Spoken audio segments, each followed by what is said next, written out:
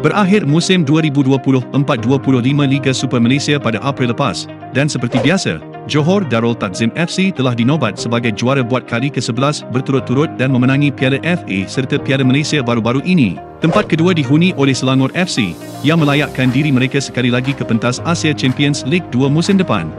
Kem Selangor dilaporkan telah kehilangan beberapa tonggak import utama mereka, seperti Ketua Pasukan Safwan Baharudin, Ali Olwan, Nicola Jambor, Yohanri Orozco serta yang terbaru, penyerang import mereka Ronnie Fernandez juga mengakhiri kontrak beliau lebih awal. Pemain import yang dijangka kekal dan akan meneruskan hikmat mereka adalah pemain Jordan, Nor Arawabde, Abwal Nadi, Alvin Fortes dan Alex Agiakwa. Selangor juga dikatakan akan membawa pulang Richmond Ankrah kembali dari Pulau Pinang FC untuk mengisi kekosongan yang ditinggalkan oleh Safwan Baharudin selaku centre back Selangor FC musim lepas. Selain pemain-pemain import, ada beberapa pemain lokal yang telah tamat kontrak mereka bersama-sama Selangor FC, seperti Khairul Azhan yang telah setia berkhidmat selama 10 tahun bersama Selangor FC, serta Fuzaimi P yang akan kembali ke Pangkuan Negeri Sembilan. Diberitakan juga bahawa beberapa pemain Selangor akan dipinjamkan ke Negeri Sembilan FC di bawah Nizam Jamil. Mukhairi Ajmal dan D. Ruventiran yang kurang mendapat minit permainan di Selangor, dikatakan antara nama yang telah disenaraikan. Jelas sekali Selangor FC sedang membuat rombakan besar-besaran untuk persiapan musim hadapan sempena kelayakan semula mereka dalam ACL 2. Ia juga mencerminkan fokus mereka ke atas persediaan yang rapi untuk membolehkan Selangor FC memberi cabaran kepada pasukan seperti JDT dan juga pasukan-pasukan yang bakal mereka temui di ACL 2 nanti.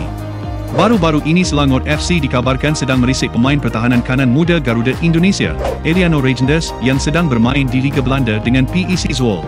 John Cardona, pemain dari Colombia, disebut sebagai calon yang sesuai untuk menggantikan tempat Yohanri Orozco, memandangkan beliau pernah bermain di bawah bimbingan jurulatih Selangor ketika ini, Katsuhito Kinoshita, semasa dia bermain di Guangzhou City. Selain dari itu, seorang lagi pemain Amerika Latin dari Brazil yang disebut menjadi calon pengganti Orozco adalah Hendrio Araujo. Beliau kini menjadi seorang ejen bebas setelah bermain bersama dengan Nam Dinh FC di Liga Vietnam sebelum ini. Seorang lagi pemain yang dikatakan hampir pasti menyertai Selangor musim ini ialah bekas pemain kebangsaan Venezuela, Juan Pablo Anor atau Juan P. Pemain berpengalaman itu membuat 27 penampilan bersama skuad kebangsaan Venezuela serta pernah beraksi di La Liga Sepanyol semasa remajanya bersama Malaga. Setelah kehilangan hikmat Ronnie Fernandez, ada spekulasi mengatakan bekas penyerang Kedah Darul Aman, William Lira akan kembali beraksi di Liga Super dan pasukan-pasukan yang dikatakan berminat mendapatkan hikmat beliau adalah Selangor dan Penang FC. Jika benar, apa pendapat anda tentang Lira? Selangor FC juga dikatakan sedang memantau perkembangan pemain muda Sri Pahang FC, Ibrahim Manusi.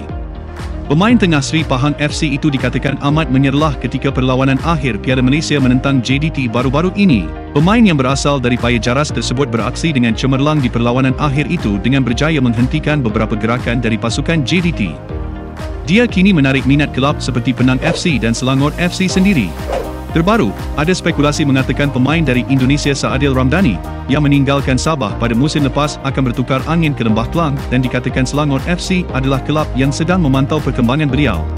Apa-apa pun, sama-sama kita nantikan sebarang berita mutakhir dari Kem Selangor FC dan berharap mereka dapat membawa pemain-pemain yang berkualiti untuk digandingkan dengan pemain-pemain sedia ada. Ianya semua terletak kepada pihak pengurusan dan kejurulatihan Selangor FC itu sendiri. Para penyokong tegar serta Ultras Selangor hanya mampu berharap bahawa musim hadapan ini menjadi musim yang berlainan dari segi corak permainan dan taktikal.